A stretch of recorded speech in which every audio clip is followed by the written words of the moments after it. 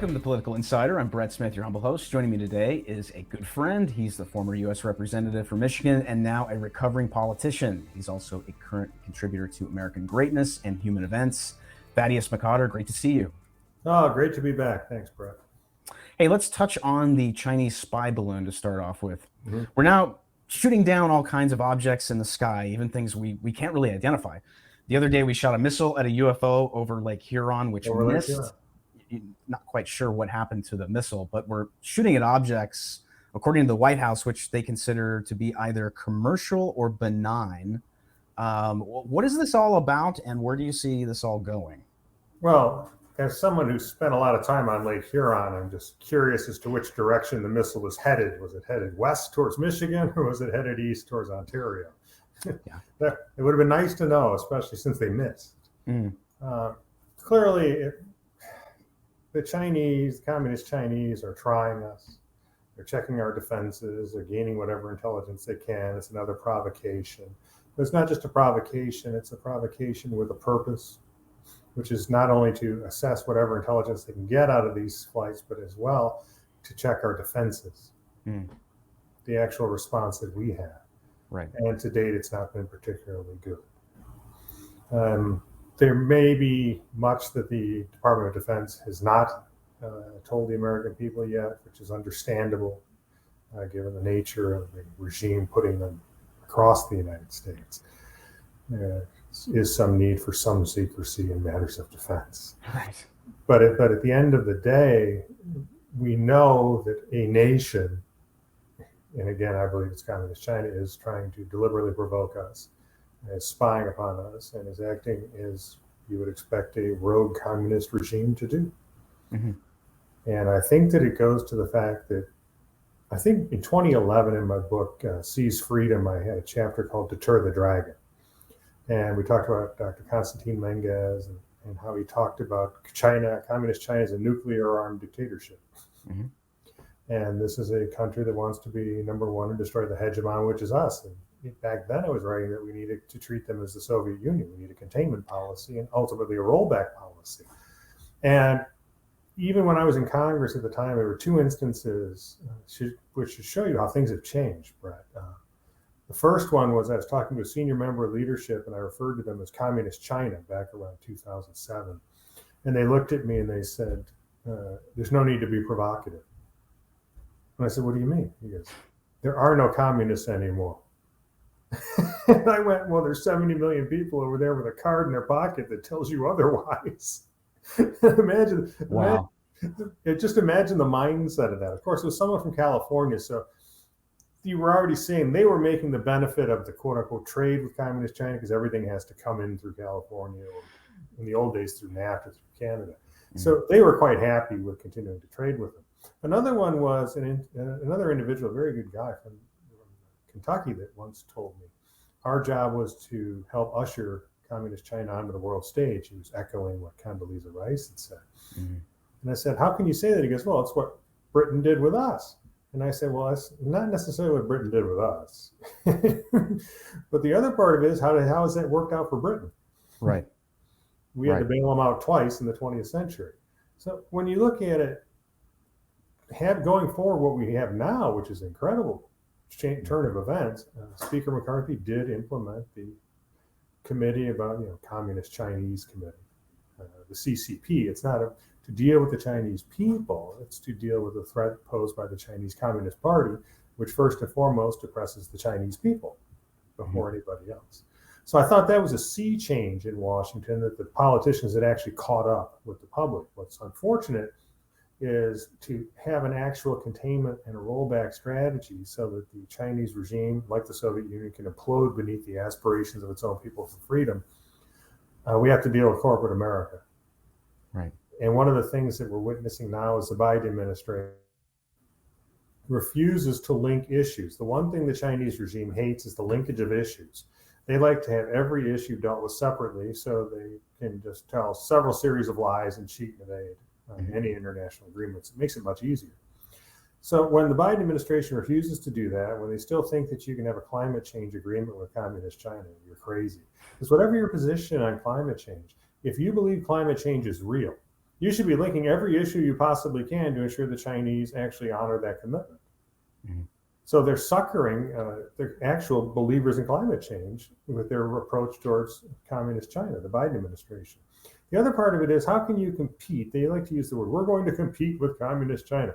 Well, competing nations, we compete with Germany on a whole bunch of economic issues. Sure. But we're not flying missile balloons over their space. Obama did spy on them. Let's not forget that. Sure. But when you look at it, how can you compete with a nation then when what we are supplying, corporate America is supplying 37% of their artificial intelligence funding? Something like that. Yeah. We're not competing with them. We're complicit with that regime in the oppression of the Chinese people, and by helping them with hypersonics and AI, because everything over there goes back into the military, goes back into the government, if you understand how they operate, as well as the ideology of communist China. They are truly in a Cold War with us. And all I would ask is that if you really care about the interests of the United States, there's a simple rule of thumb you can adopt to decide whether policies are good or bad related to communist China. And it's quite simply, would you let the Soviet Union do it? Mm-hmm. Right? Would you let American companies invest in sell, like the Clinton administration with the missile technology and everything else up to the present? Would you let Google go over there and help set up the Chinese firewall and help censor dissent? Would you let American corporations go over there and pay for 30-some% of their AI development? No, because that would be suicidal. And even if we are competing with them, as Mr. Biden says, that's not how you compete with somebody. You spend that money here and do better than they do. But it's all about the money. And in some ways, the most damaging thing is corporate America is behaving exactly like communist ideology would have you believe. Mm-hmm. They're basically selling the rope the communist Chinese are going to use to hang not only them, but all of us. Absolutely. You got Charlie Munger out there saying that he wishes that the American system, the American economic system, was like China. I mean, this is Warren Buffett's, buddy, his financial partner. He said it, I think on MSNBC. I mean, he said it to a couple of years ago, and I was just blown away that this is the attitude among America. Basically, he's a descendant of the Americans who invested in Nazi Germany. Right? We know there's a Uyghur genocide going on, and he wants us to be like a genocidal regime. Right. Because he thinks it makes people more money. Yeah. Well, the people that you aren't killing and committing genocide against, or you aren't throwing in jail for dissent. Mm-hmm. There's always been a problem with some in corporate America, is they always like the fascistic regimes because it's easier to do business with. Right. They make the trains run on time. Now, if you stick his ass in a bamboo cage in a Uyghur concentration camp, you might think otherwise. But right now, it's not his problem. He's just a cynical, cold-hearted, I would argue, lunatic.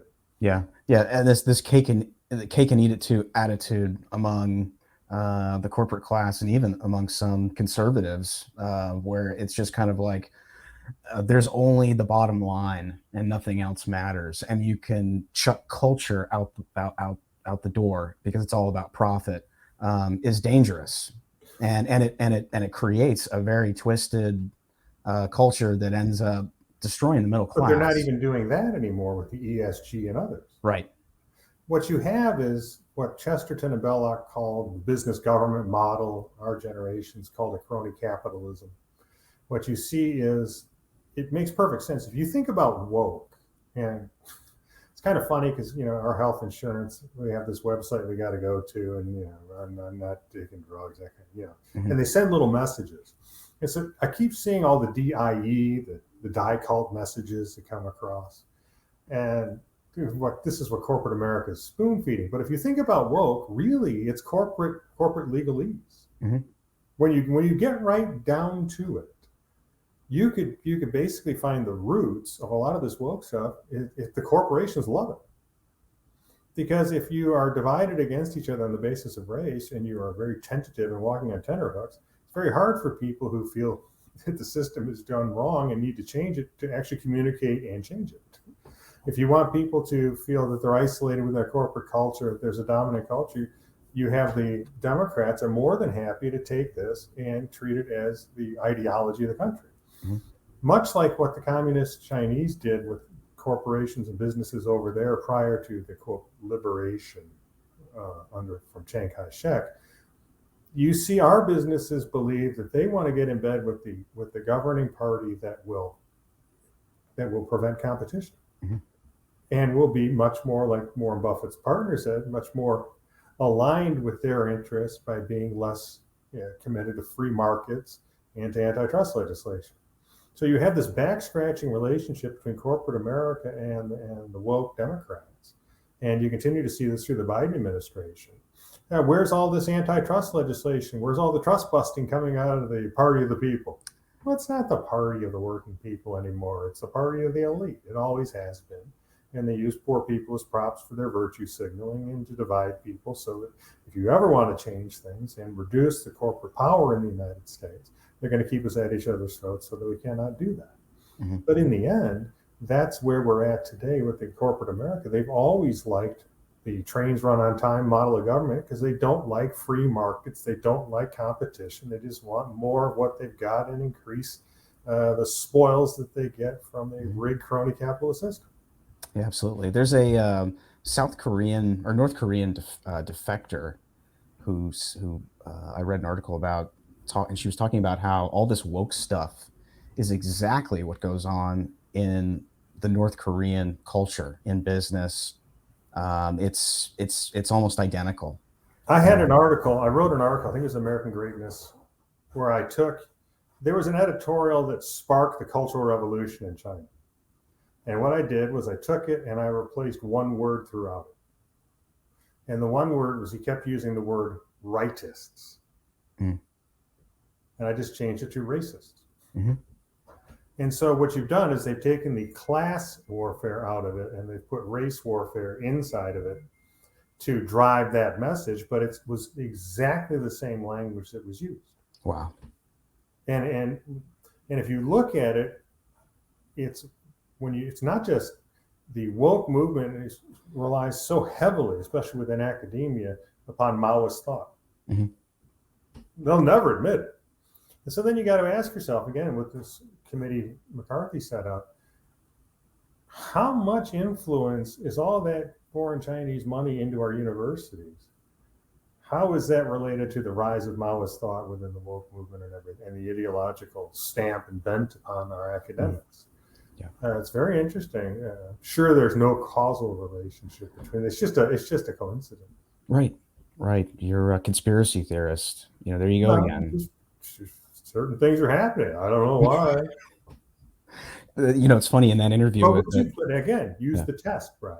Yeah. Would you let the Soviet Union, Lenin Institute, Marxist Institute spend all their money on American universities and think that's okay, that nothing will happen?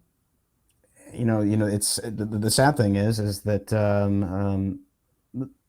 you asked that question in the 80s, you know what the answer you would get. It would be a hell no from both parties.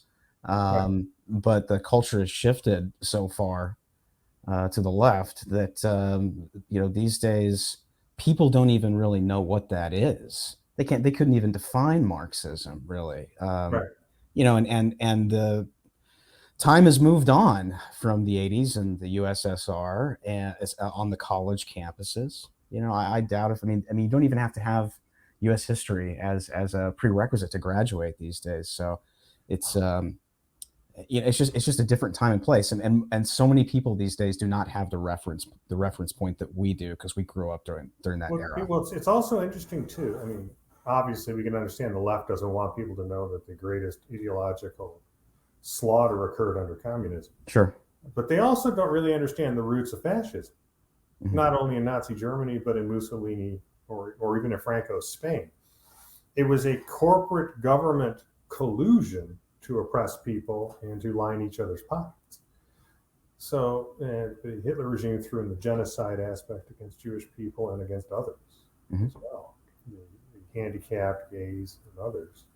But at the end of the day, they don't even really teach that anymore. We know that being a Nazi is an epithet, but we don't understand the ideology that went into it. Yeah. So that we can prevent it from ever happening again.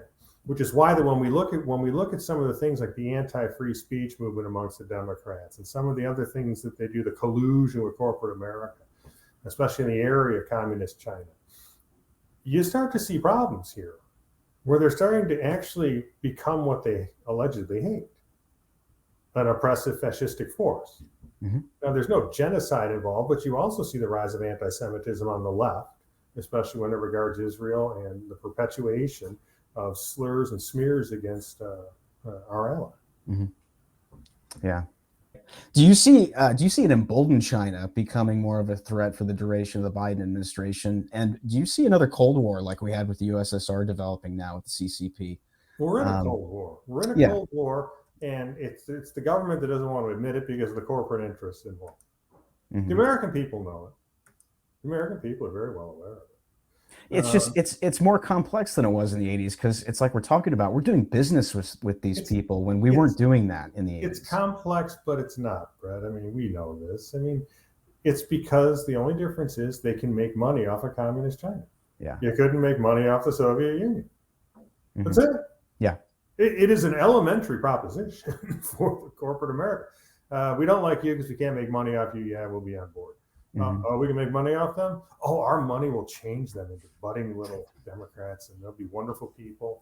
And no, that's not how this works. And so the American people get it. They understand it. They know there's a problem. They know the government is, at least they're seeing signs that, and it's true, the government is changing its position. It's not as simple. I do tend to agree with Gordon Chang. We're in the greatest period of danger as the regime considers its precarious nature, because the regime has said, the deal basically they cut with the Chinese people at the time was, we will provide you with prosperity and security in exchange for your liberty. Kind of what they did.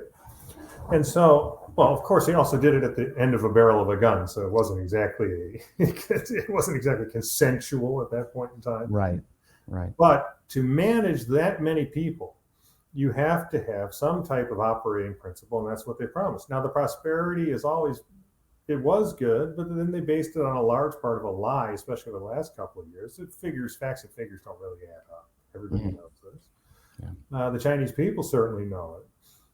They're very afraid of it. So then when the regime's prosperity fails, one of the two prongs of their alleged legitimacy fail, now they're going to beef up the security to show how foreign and external threats are coming at us. They've done this since Mao on to the present day.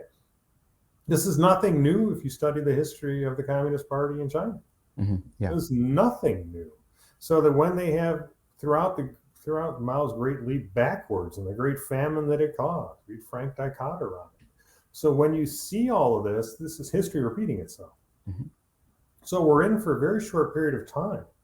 As the regimes becomes more precarious, they're going to become more provocative to try to show their own people that they're unnecessary as we go forward. That's exactly what they're going to do. And ironically, the worse that it gets for them, the worse it's going to get for everybody else. But it's going to happen because the demographics in communist China do not support them ever overtaking it because of the nature of the regime. And as you know better than anybody else, and unlike that idiot that works for Warren Buffett, I mean, what does he do for Warren Buffett? What does he warm his car up in the morning or something? I mean, this is not a very bright man. It's like his right hand guy he's been partnered with like through his whole life, and they even brought up the chick that was doing the interview brought up Jack Ma as talking about how Jack Ma was trying to bring banking to more people and making it more inclusive and trying to add some competition. And Charlie Munger's like, yeah, but Jack Ma is one of those swingers. That's what he called him. And he said, we don't need the swingers doing banking. So what this dude doesn't understand is that, but they disappeared Jack Ma, and she brought that. She's like, well, they got rid of Jack Ma. He's like, yeah, they cut his. Well, they got rid of him. Well, he was swinging from a rope probably at that point in time. Yeah. So what they do though is the communist Chinese, those types of predatory mercantilist governments, they prey upon other people. They steal industrial secrets. They engage in unfair trade practices. So they have a very short shelf life of actual growth and productivity. The Chinese have further to go because of their own mismanagement of the Chinese economy for generations and killing people over time through their maladministration of the economy and through malfeasance in government. But when you look at it, there's nothing we can do to save that regime, no matter how much corporate America wants to do. The demographics and the nature of that regime, eventually it fails over time, and it's going to get worse. So we might as well put a containment policy in place and protect ourselves in the process and understand what we're dealing with, because it's going to happen over time, and we just need to make sure that we don't get injured in the process. Yeah. Yeah, I still believe Gordon's right that coming collapse is still gonna happen. It's probably taking a little bit longer than maybe he anticipated when he wrote that We're book. helping. We're helping abet it. Right, right. We're providing them kind of a lifeline. It's a life support, in a lot of ways. That's what we did with communist Cuba. Right. With what the EU did with communist Cuba when they dropped when they went, and when the Soviet Union collapsed, China was on the brink. The EU decided they were going to go trade with Cuba instead of finish it. And imagine that. Just think of the problems we would not have in Latin America right now with a free Cuba. Absolutely. Yeah. Hey, let's talk TikTok. Senator Chuck Schumer said the other day that banning TikTok should be looked at. First, explain why TikTok is a security risk for those that might not know, and if TikTok should be banned. Well, every entity in communist China has a statutory responsibility. It put it in print, but it was a practical matter anyways. You have to share with the regime. See, people under communist theory, Americans just do not understand that every business in communist China exists at the pleasure of the government. Mm-hmm. And everything they own belongs to the government. The vanguard of the proletariat controls everything. So they can do whatever they want to anybody at any given time. So a TikTok is a company, you say, well, it's a private company. There's no such thing. In reality, there's no such thing because it belongs to the government. The government suffers its existence so it can exploit it. Right. So it's collecting. It's basically the best way you can collect any type of data on another country is if they give it to you voluntarily. Here's the keys to my house. Right. And, no, this one's for the back door. Okay, I'm going to put. So when these kids go on TikTok, they're giving all this personal information to a regime that is actually exterminating its own people as we speak, the Uyghurs. So I think it's a bad thing. Call me old-fashioned, but I see Xi Jinping out on my lawn. Yeah, get off my lawn, Xi Jinping. So, but that's why it needs to be banned. Now the Democrats have a problem because they cater to the youth vote, and so if the Democrats are scared that if they ban TikTok, a bunch of angry kids are going to be upset they can't get their external validation through that app anymore. Right. Yeah, I guess. Okay, but you get to live free for the rest of your life. Do you think they will ban it? Do you think that's possible? What I find interesting, and I haven't looked into it enough, but I could only vote for Ronald Reagan once. I wasn't old enough in 1980 to vote. And he was the oldest president at that period of time. But what he did, I liked. And I kind of liked him. He was funny in his own way. Mm-hmm. And the thing about Ronald Reagan that I really liked, and the Democrats used to say, oh, he's this faux grandfather. And all. Well, I had a grandfather. I liked him. But at the end of the day, Reagan didn't pretend to be young. Very true. He was just right. He was like an adult, and it was like, cool. I can like an adult guy too, Mm-hmm. like an adult woman like Margaret Thatcher. Okay. Yeah. They don't need to pretend to be like hip like me. And I remember one time I was in Congress and it was the consultant we had and he wasn't around very long because he went up to me and he goes, it was at the time, it was the cyber guru or something. This is how you're going to get into. He said, we need to do a video of you playing Guitar Hero. and I went, why would I do that? I play the real guitar. And he's like, no, well, kids like Guitar Hero. They aren't so much into guitars, but this is because you get the game aspect. I said, no, that's not going to happen. I said, I started going bald when I was in high school. And I haven't changed. It's just going to happen. I'm going to be an adult, and I'm not going to go back to trying to be a kid. I spent a whole lot of time and energy trying not to be a kid. I wanted to be an adult when I was a kid, and I quite like it. And they never understood that. And so when you see the TikTok things, I think these people just embarrass themselves. And to a certain extent, what they reveal to the rest of us voters who are actually adults is that they're stuck in a perpetual state of adolescence, which I've always said the left is. Mm-hmm. So I can understand why the left are charring, not only for political reasons, but it's also their way of getting external validation. The disorder of the soul, the hollowness of their existence. Yes, I'm okay because these kids like me. It's like, I don't care. Sure. They're chasing dopamine clicks like everyone else who's addicted to, their phone and their app. There's scientific evidence behind a lot of this stuff. Oh, yeah. What do you think of this Ohio train derailment? Let me just add, don't forget to subscribe and like. Right. Thank you.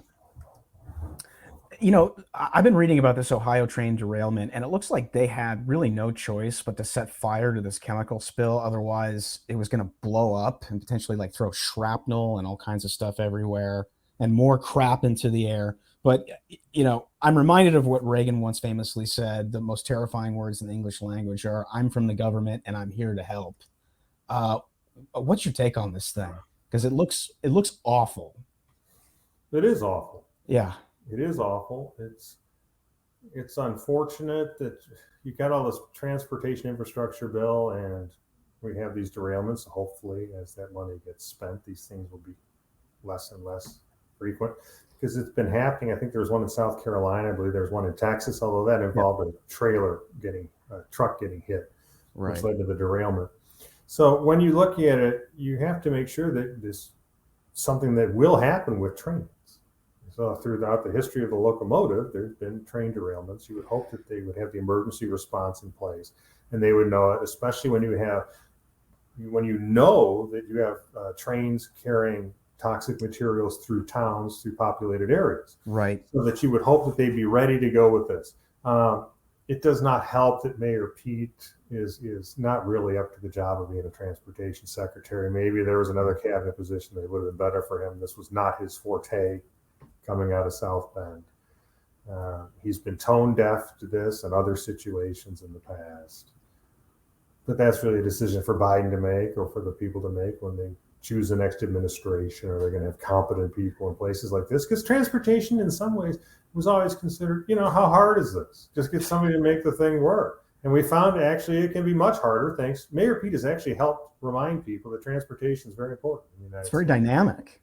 Very dynamic. And there are so many problems that can come with a transportation system that is not up to snuff at this point. Right.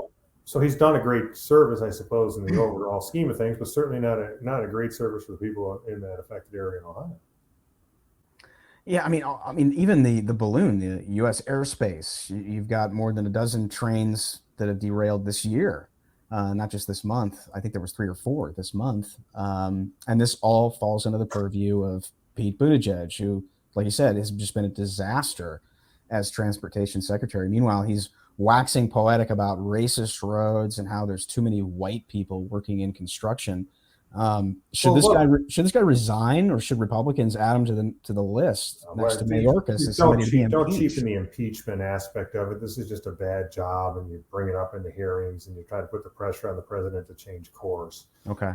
If Biden was running again, he would seriously be looking at moving this guy. Absolutely. But in the final analysis, J.D. Vance talked about specifically with the derailment, but it goes to so much larger issues. In many ways, we are governed by unserious people. I remember back in the day, one of the big issues Michigan had, you never heard about, it was the drains. We had to deal with the drain issue. There were state senate hearings, and nobody paid any attention. But if you think about it, if you can't drain things, you start getting flooding. Yeah. People get upset. Michigan too. We still get freeways flooded in Detroit, 94, others 96. So there are parts of governing that are just essential that are not sexy, that are never going to show up on the evening news. That's true. And so serious people still do them. But then again, serious people don't go on TikTok and try to pretend to be a teenager. They're too busy doing their job. But it's pervasive. So now look, I have discussions that end rather quickly. And people say, well, well, Marjorie Taylor Greene is such and such, and she's terrible, and all she cares about is her brand, and she does these things to get attention. I said, and so does AOC. Mm-hmm. There we go. Next. Right. Politicians are always going to be politicians. But when you have the social media component that we've talked about, and they think that it actually helps to build a brand, not only for their future political career, but for their after politics career, they're building a brand, they're not governing. And the governing becomes tangential. It's not concomitant with their job. I will govern if it helps me build a brand. Yeah, I think they're building a brand and also a lifeboat. They're looking to get out. Yeah, it seems like it's more of that than it is, certainly governing. And so, are you going to get more clicks and likes and build your brand working on the drains, or are you going to work on calling Joe Biden a liar or drinking wine on TikTok and talking to kids? Yeah. I can see there being space where you kind of need both in order to, kind of, you need to message. You need to message. Right. And the interesting thing about kids these days is they always like to use the word authenticity, and I don't want to go into why that's so ironic from them, especially because they're being trained to virtue signal all the time, which they all know is BS. These kids are smarter. Kids are smarter than they're given credit for, especially in some cases by the right. These kids like authenticity, and so they know when somebody's on there being an idiot, and it's actually. It's the partisans of, especially of the left, that'll tell you this is great, this is wonderful. Meanwhile, the kids are like, yeah, whatever. Right. We know such and such is actually over 30 and is just trying to manipulate us for this. So they like authenticity, they just don't see much of it. Yeah.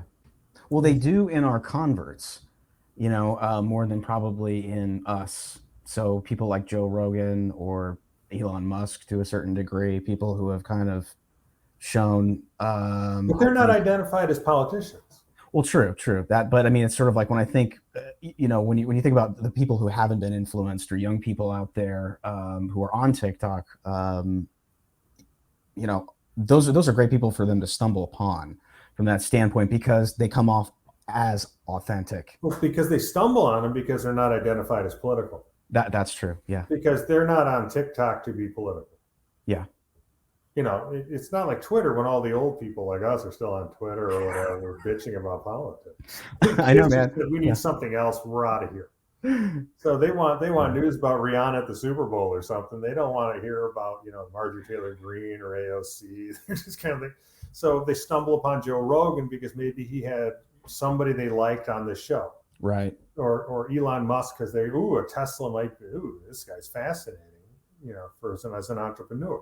Yeah. So maybe that, but again, and I think that we have to remember, especially if you come from the right of center, or the right side of the spectrum, politics is part of life. Politics isn't life. And as long as we remember that, eventually these kids will come along and enough of them will come. Yeah, I think that marries really nicely with Andrew Breitbart's Politics is Downstream from Culture. We are such policy wonks, and we live and we eat and we sleep this stuff way too much, and then we end up looking like the 80s moral majority, of just a bunch of stuffy fun police. Well, what you get is worse. I remember in 1984, I saw the headline. It was the University Bookman, I think. It was a publication at Hillsdale. And on the cover was, is America over? And it was basically a history of declinism, an exposition of declinism of the right. And it was amazing. This is 1984. Yeah.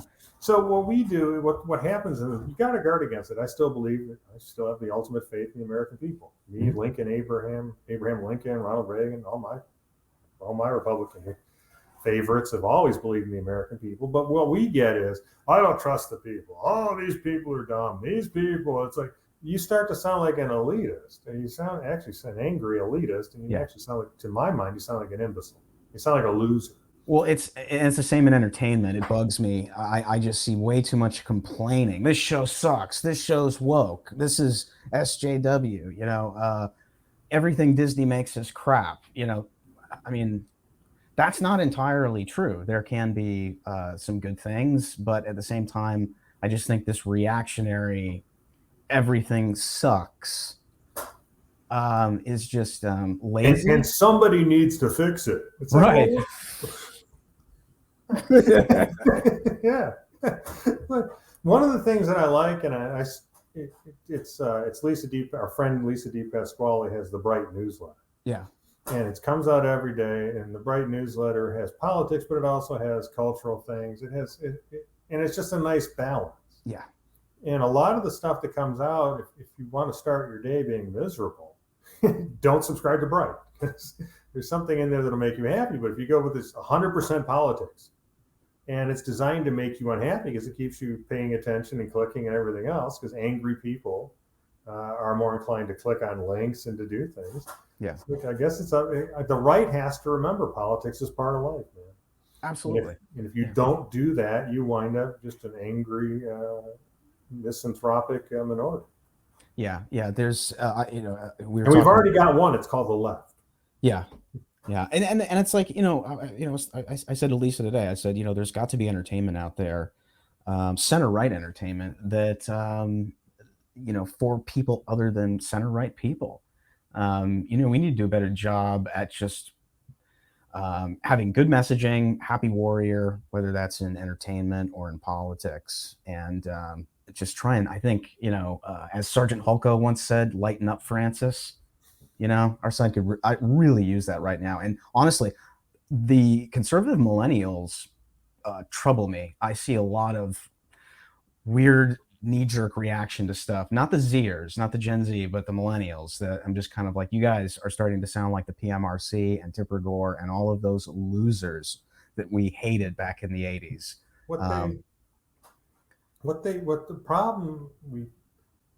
When I was growing up, I was born in '65. So when I was growing up, it was harder to find National Review at 7-Eleven than it was to find Penthouse. Oh yeah. Do you know what I mean? Because you had, if you saw Buckley on PBS or something, or if you liked something Reagan said, you had to go to the source documents and read them. Right. And I come from a family of teachers, so I actually read the Marxist Communist Manifesto. I read a whole bunch of it. I read about the other side too. Yeah. And so when you look at it, you come with a breadth of knowledge that a lot of these kids don't get. Mm-hmm. If you grow up just on Fox News, you're going to get talking points. It's the nature of television. I'm not knocking Fox News or MSNBC. It's just the nature of television. You're going to get your caption, and that's it. Right. The superficial sheen of it. You're not going to have you're not going to go read Russell Kirk's The Conservative Mind, right, or The Roots of American Order, and they should. So they're problematic unless they've gone to those source documents and gone through the historical and have the breadth of the philosophical knowledge. If they can't answer the question, please explain the difference between ideology and philosophy, then you have a problem. That's a good one. Very good. Hey, you've been doing a series at Human Events about China.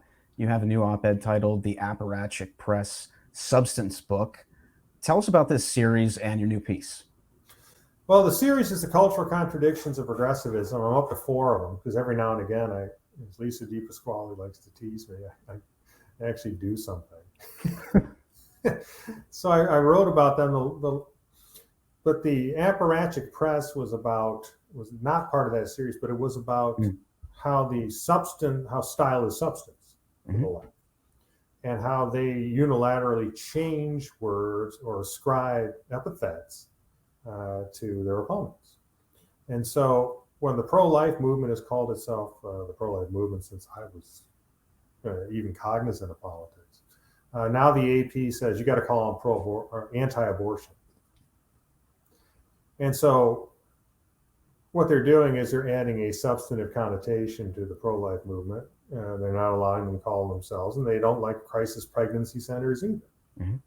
And the reason they don't like crisis pregnancy is because they basically help to stop, to prevent abortions, right, by providing loving, caring, nurturing services to pregnant women. And I was like, because and the word was potentially.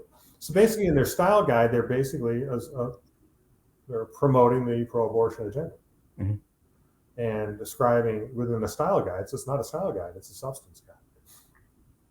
And there are things that you cannot talk about, and if you do talk about them, you're evil. So if you're pro-life, apparently you're not enough. You're not pro-abortion enough. You're bad, and that was frustrating. It goes back to within the cultural contradictions of progressivism. I had one of them was about the use of the word Latinx. Ah, yes. And I said it was a cultural contradiction of progressivism because the very people who claim that you should be able to name your own pronouns are more than happy to brand an entire people with the term Latinx, despite the fact those people don't like it. That's right. So if my personal pronouns are so important, how can you use a term like Latinx for people who do not like the term? Who the hell are you to do that to them? Yeah. Well, they don't think about these things. It's a complete contradiction. Yeah, no, they don't. They don't see these things through. They're just useful idiots that go out there and regurgitate this crap. I mean, they're controlling language, which the left has always done, which is what cultural Marxists do. Communist countries that, like we were talking about, North Korea, even China, they control language in order to basically control the battlefield, essentially, and dictate terms. Well, and so many people, especially the kids, don't get it, is because they're not being exposed to the danger of censorship, because this is being peddled to them as safety. Right. But there's nothing more dangerous than a censor, because when they tell you what you cannot say, what they are telling you is what you cannot think. That's right. And no one is explaining this. Yeah. You and I had Frank Zappa and Dee Snider and John Denver testifying in front of Congress. Clearly right wingers. Right. Frank was probably closest to the right, I would imagine. He was very libertarian and probably got more center right as he got older. He certainly ran his band like a business, very much so, very anti-union in that sense. But I just think those guys, you want to talk about an odd couple or an Avengers, the most unlikely heroes to come together and form a group to take on big government, and Tipper Gore and the PMRC. But, we also had it in 80s metal, Megadeth, Metallica, albums like And Justice for All. These were all about freedom of speech and how that was basically under threat and attack. You saw it in punk music, which was largely all about anti-authoritarianism and challenging the man. Sometimes I think that we're the last generation to want to accept those kind of cultural norms, in as opposed to exchanging them for some kind of safety net. One of the reasons that you continue, and the studies continue to show, and this was even before COVID, the neuroses that are starting to affect young people in the United States, how many have had self-identified themselves as having a mental condition that needed treatment, things like that, is the fact that youth is inherently rebellious. And when you spend all your time indoctrinating children not to be rebellious and to turn them into perfect little serfs, there's going to be an internal conflict and turmoil that these kids experience. And it goes a host against other things. So when you talk about the disorder of the soul and unserious people governing us, these are the types of ramifications that happen to the people under their charge, be they adults or be they children. They create tensions and turmoil and further exacerbate the disorders in the souls of everybody else. So when you talk about kids not understanding why censorship is bad, and the artists are not coming out saying censorship is bad, it's because the cancel culture has told them they will lose everything if they try. Right.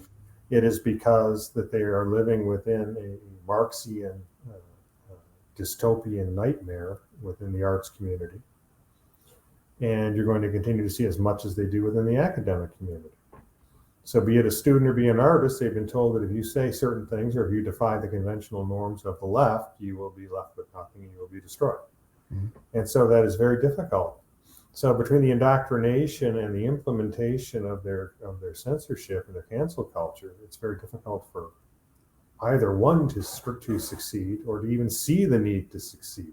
Yeah. And it's ironic because these are the same people, again, another cultural contradiction of progressivism. These are the same people who are basically turned into apparatchiks of the machine that believe they're speaking truth to power. And it's kind of like, well, you're bitching at a straw man, much like President Obama always used to do. Mm-hmm. But you're basically you're towing the party line doing it. This is controlled dissent, because there's no dissent. Well, yeah, but you could look at all totalitarian governments. The first thing they destroy is dissent. They destroy art and culture. Yeah. You put it in the service of the state, it becomes propaganda, not art. Even Tim Robbins said recently that he thinks the arts are very much under attack, and that there are elements in Hollywood that and people who control Hollywood that actually want the arts to die. Well, you know that when Obama talks about cancel culture, nobody wants to live on pins and needles. He said that recently, such about a fact. They know they've got a problem. I think that the pendulum's starting to swing the other way. Finally, it's been a long time coming, but I think that people are coming to the end of their rope with this stuff. In one of my cultural contradictions of progressivism, the inaugural one, I quoted Daniel Bell. That's where I got it. The cultural contradictions of capitalism. But ironically, what he wrote was basically his Nostradamus for the left, where the cult cannot speak in language that applies to everyday normal life. They start to lose. And that's the left. Yeah. They call them the alphabet people as a derogatory epithet. But in reality, they created their own language, and most people have no idea why they use it, any more than people use the term Latinx. I also think that the culture would rather go back to when we were a forgiving culture, when if an artist or a musician or somebody said something stupid or stepped in it, could just say, you know what, I effed up, I'm sorry, can we move on? Well, but it would have to be heartfelt. Now, when they step in at first, there's no forgiveness anyways. Right. But number two, knowing that people just give a half-assed, yeah, I'm sorry you took it the wrong way. We're to a certain extent, the culture's become Sovietized. Right. Where, yeah, I know you're lying, I'm lying, let's lie together and exist within the framework we created. 80s or 90s celebrity screws up, they go on an apology tour. They go to detox or both. Well, but and that was fine for us back then. It's sort of like everyone deserves a second chance. If this is a Christian nation, then we should be forgiving. We should all be about first and second, second and third chances. Whether it's Christian Slater biting the ear off a cop or whatever. Or Robert Downey Jr., who went and served hard time. There's got to be some redemption within the culture. No, but think about the absurdity of the left, especially the woke movement, or the left in general.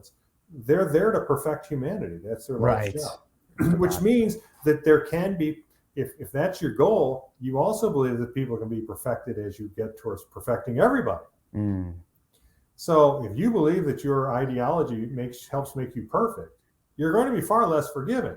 Now, normal people sit there and go, yeah, I don't want to cast that first stone, man, because of what can come back my way. Right? True. Even if you don't want to forgive necessarily, you have the self-preservation, like, hey, man, I don't want to, it could be me next time. Yeah. They don't care because they don't think it'll ever be them. Right. It's always that way. That it's like Yuri Bezmenov says, it's not until the literal boot is on their neck that they finally come to the realization that they have been played. Although some of them, even in communist China, you see, or in other totalitarian nations like North Korea, you'll see them sitting in their cells talking about how grateful they are to be changed and how grateful they are to be re-educated. And some of them actually mean it. You're right. Yeah. The indoctrination has gone too deep. Yeah, they break these people and build them back up into Alien Gonzalez, essentially. Yeah, because who's a national hero. If your entire life is premised upon your politics and external validation by other people who believe it, then you will do anything you can to get that external validation back. because that's all you got going. Right. Right. That's And your- that applies to American politicians as well. Yeah. As we've been talking about, it can't be all about the politics. I mean, you got to have a life outside of this. So, and I think that we like those kind of politicians, at least I do, and I identify with them far more than I do these career people. Can you believe Dianne Feinstein's finally stepping out? At least apparently, like, she made a statement and then somebody asked her about it an hour later, and she's like, I don't remember giving that statement. I'm not joking. We'll see what takes her place. And Adam Schiff. Feinstein was a liberal, but she wasn't a progressive necessarily. That's true. And we'll see what takes Senator Feinstein's place. Yeah. At the end of the day, one of the interesting things that I've always found is it was a great question, and it was, is art more important than politics? And somebody was trying to argue that it wasn't. And I forget who it was, but they said, okay, who starred in Gone with the Wind? And somebody said, it was Clark Gable and Vivian Leigh. And they said, okay, who authored the congressional resolution to declare war on Japan? And they rested their case. It's true. Yeah. I mean, Marshall McLuhan was right. The medium is the message. And I encourage people on the right to get to know Marshall McLuhan, because they probably have no idea who the hell I'm even talking about. You was talking about TV, but you can apply that to really any medium that young people consume, no matter what decade it is. Well, I wrote about him too. Did you? I wrote about Marshall McLuhan, the medium's the message, a couple times. Mm-hmm. And when you think about social media, you have to understand how far ahead of his time he was. Big time, yeah. Because he was saying that the medium's message is what it does, including the collateral or unanticipated consequences upon the user. Right. Now, tell me your handwriting isn't worse than when you started using a laptop. Or tell me when your smartphone, how well you remember phone numbers of people anymore. Mm-hmm. And we can go into more dire consequences of social media at another time. The studies are showing these kids are addicted to external validation. The dopamine, the sense of self. And I'm going to write about this. What you're doing is you're breeding serfs. Yeah. Because the collective becomes the most important, because you need the external validation of the collective to survive, to emotionally survive. We were raised in a period of time where the most important person, like Emerson said, a person can plant themselves upon their convictions and the whole world will then abide. That was the hero. Right. I will stand up in the face of everything, and my freedom of conscience will not be impinged by you assholes. That's right. Yeah, and he was talking about the archetypal American. And now the hero is the one who is subordinate to the collective. Yeah, I think about the writers of that era: Melville, Emerson, Thoreau. These were men, and that's, you and I got that stuff. I got that in English 3 or 4 in high school, and it had a profound impact on me. Well, it's like punk rock. It's like rock in general. Big time, yeah. It was individuals, doing their thing, man. Yeah. Taking on whoever came across. What most people do not understand, and again, even the left doesn't quite understand this. The rank and file, it's all been inverted. Yeah. Originally, the left, the liberals, were the ones who supported individual rights against the collective morals and traditions of the right. Mm-hmm. It's been totally flipped. Yeah, that's the boomers. Absolutely. It's been totally flipped now. Yeah. And so many, and that's why so many in the left, as we discussed, they don't understand. You're not speaking truth to power. This is just controlled dissent, because there is no dissent. Mm-hmm. You're defending the collective against the individual. And the conservatives are now defending the individual against the collective. Right. Well, hey, sadly, we're out of time. Thaddeus, go ahead and give everyone your social media coordinates, as well as where they can find you. Well, I don't know if I want to promote that sort of behavior. To get likes and followers. At Thad McCotter on Twitter, Truth Social, Parler. You can find me at American Greatness and Human Events. Yep. Yeah. Like I said, you got a new one up today that we'll link to. And thanks so much for your time. Really appreciate it. Always great to be with you, bro. Awesome. Thanks.